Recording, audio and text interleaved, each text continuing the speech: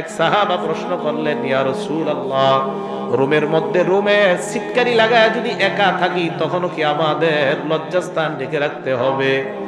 ভালো করে শুনেন, ইয়া রাসূলুল্লাহ, রুমের মধ্যে কেউ নাই, রুমের মধ্যে কামরা লাগায়া আমি একা একা বসা, ওই সময় কি আমার রান খোলা যাবে না? আল্লাহর নবী জবাব দিলেন, ফাল্লাহ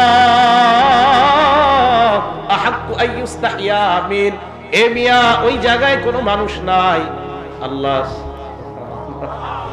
ওই জায়গায় কেউ নাই, আল্লাহ আছে। তুমি আল্লাহকে মানুষের চাইতে বেশি লজ্জা পাওয়া দরকার।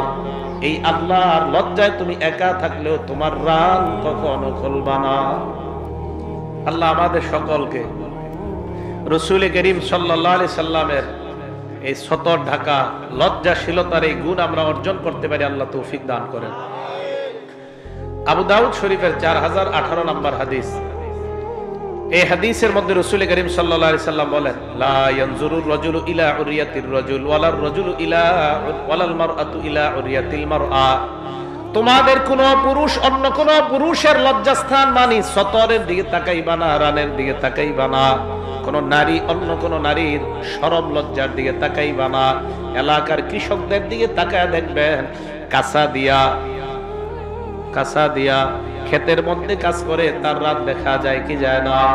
আল্লাহ নবী বলেন, লজ্জা যখন না থাকে কৃষক এইভাবে কাজ করবে। কৃষক ভাই, আপনি এইভাবে আপনার রাত যতক্ষণ দেখাইবেন ততক্ষণ গুনাহ আর গুনাহ লিপিবদ্ধ হয়।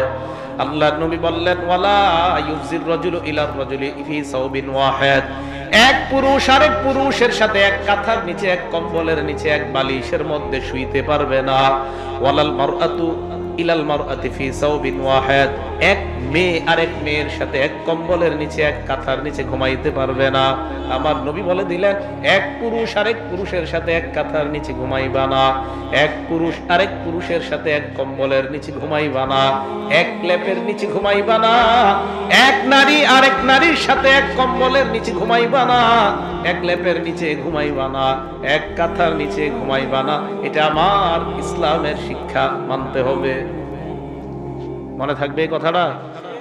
আপনাদের ঘরে ঘরে শীতকাল, কথা কিন্তু মনে রাখেন, শীতকাল বিশেষ করে যাদের বয়স 10 হয়ে গেছে, 7, 8, 9, 10 ছেলে, এই 8 বছর 10 বছরের ছেলেদেরকে আরেক ছেলের সাথে শুইতে দিবেন না। আরেক ছেলের বয়স যদি হয় এরকম 8-10, প্রয়োজনে বাবা ছেলে এক কাঁথার নিচে ঘুমাবে, মা মেয়ে এক কাঁথার নিচে ঘুমাবে, এক লেপের নিচে, এক বোন আরেক বোনের সাথে না। আপনাদের কি কথাগুলো বুঝে আসতেছে? এটা আমাদের নবীজি নিষেধ করছেন। হ্যাঁ, এটা কেন করছেন? আমার নবী জানে কিভাবে পৃথিবীর মধ্যে হায়া আর লজ্জা হবে আর কিভাবে নির্লজ্জতা দুনিয়াতে ছড়াবে, এটা আমার নবী জানতেন। আমার নবীকে আল্লাহ জানাইছেন। আল্লাহ আমাদের সকলকে লজ্জাশীলতার এই গুণ অর্জন করার তৌফিক দান করেন।